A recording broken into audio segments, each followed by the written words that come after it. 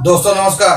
यह खबर परेशान करने वाली है कि बुखार, दर्द, उच्च रक्तचाप, मधुमेह आदि से मुक्ति दिलाने का दावा करने वाली 53 दवाइयां जांच में गुणवत्ता के मानकों पर खरी नहीं उतरी हैं।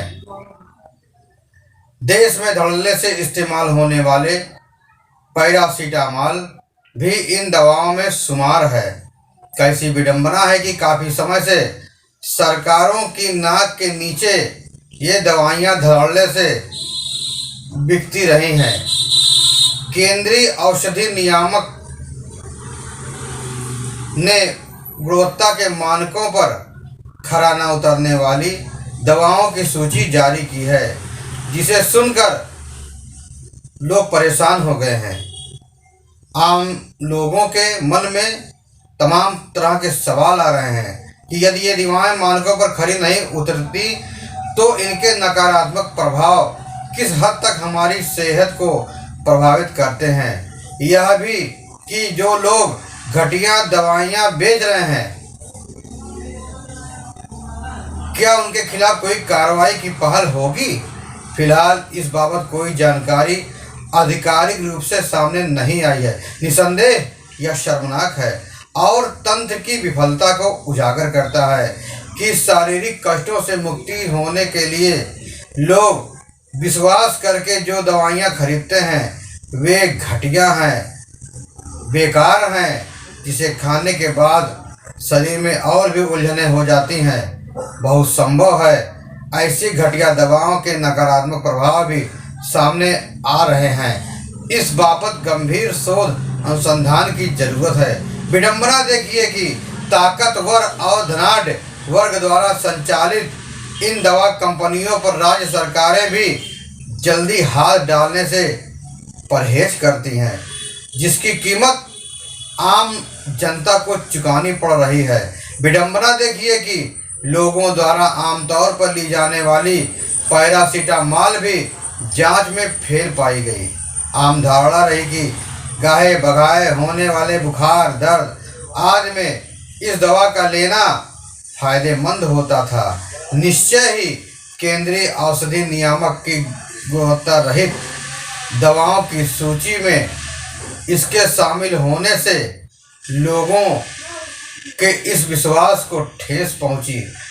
लोग सोचने पर मजबूर हो गए आखिर यह कैसी दवाओं खा रहे हैं, उनके शरीर पर यह किस तरह को प्रभाव डाल रहे हैं। दुर्भाग्यपूर्ण है कि मानवीय मूल्यों में इस हद तक गिरावट आई कि लोग अपने मुनाफे के लिए दुखी मरीजों के जीवन से खिलवाड़ करने से भी गुरेज नहीं कर रहे हैं। व्यथित करने वाली बात यह है कि central drugs standard control organisation यानी CDSCO ने हालिया मासिक रिपोर्ट में जिन गुणवत्ता रहित दवाओं का उल्लेख किया है उसमें कई दवाओं की क्वालिटी बेहद खराब है, तो वही दूसरी ओर बहुत सी दवाएं नकली भी बिक रही हैं जिन्हें बड़ी कंपनियों के नाम से बेचा जा रहा है।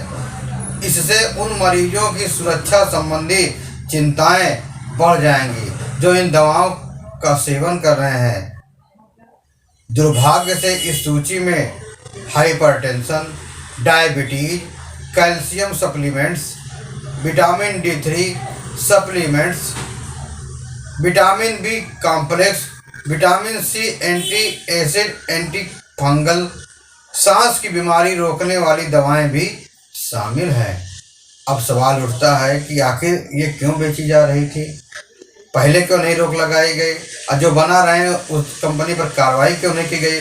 इसमें दौरे व एंजाइटी का उपयोग करने वाली दवाएं भी शामिल हैं। ये दवाएं बड़ी कंपनियों द्वारा भी उत्पादित हैं। बताते हैं कि फेल होने वाली दवाओं में पेट में इंफेक्शन रोकने वाली एक चर्चित दवा भी शामिल है। यद्यपि CDSCO ने 53 दवाओं की गुणवत्ता की जांच की थी, लेकिन 48 दवाओं की सूची ही अंतिम रूप से जारी की गई।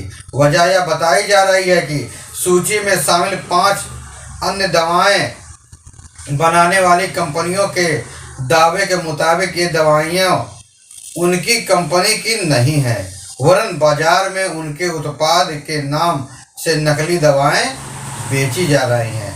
अब सवाल उठता है, अगर नकली दवा बिक रही है तो इसका जिम्मेदार कौन है?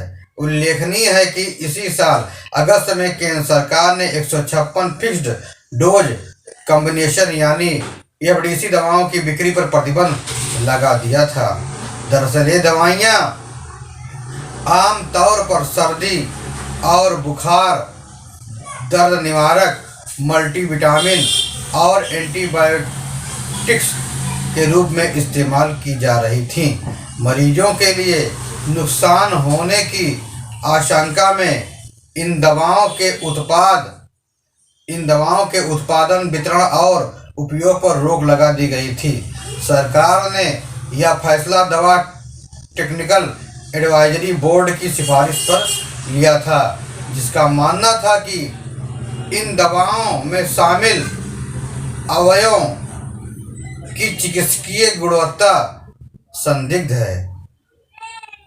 इस संदिग्ध होने के बाद पूरा मामला ही संदिग्ध हो गया है।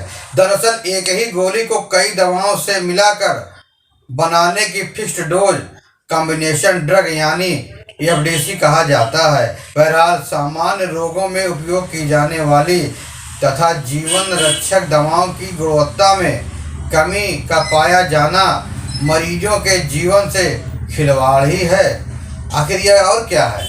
खिलवाड़ नहीं तो और क्या है, जिसके लिए नियामक विभागों की जवाबदेही तय करके घटिया दवा बेचने वाले दोषियों को दंडित किया जाना चाहिए। फिर मिलेंगे नई जानकारी के साथ, नई खबरों के साथ। तब तक आप स्वस्थ रहें, सुरक्षित रहें। धन्यवाद।